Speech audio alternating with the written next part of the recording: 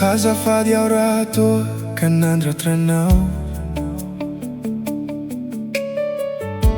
Be loatra ireo vita sy ditra natao. Tsy nahay ny feitena, nanao ny tsy fanao.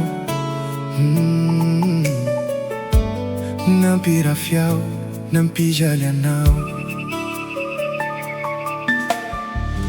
Ireo teny marary sy ireo latsa ifonako. Fa zaho any ebany mety ho solafaka ihany. Ireo fakampanay maro loatra mamingana.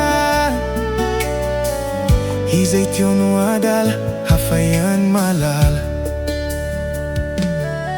Ao faiovao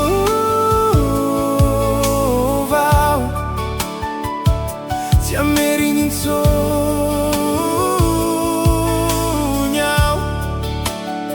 Tsy hoe capaz sy tafery alay azafady ny animba sy ny amiravira. Azanary anamavesa atrizy ireo tsy kilalao izy azafady.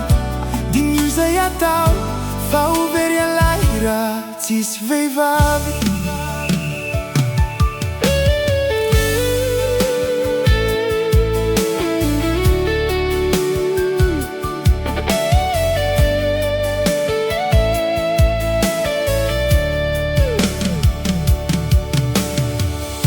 Aza miandry voadona ialay vao tonga saina.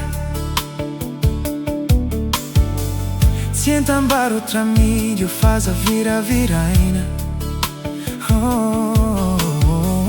Tsy ho elany amamina kaoariana unifaikany. Rendra tsy ho lany fa mbasainy ihany.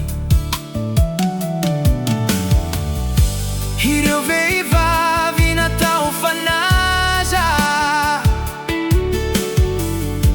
Hoe afaka miaina vera tsisy azy. Tsy sakafo fihinana eo sa ho fatra mpifidy ela.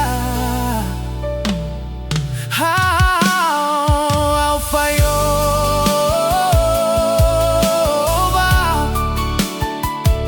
tsy ameriny insonhao.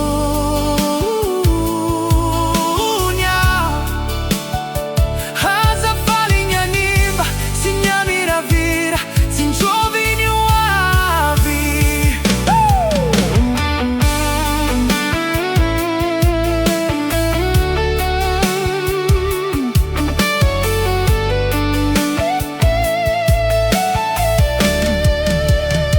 Tsy hoe capaz sy tafery alay azafady ny animba sy ny amiravira. Dimy izay atao fa overy alay raha tsisy vehivavy.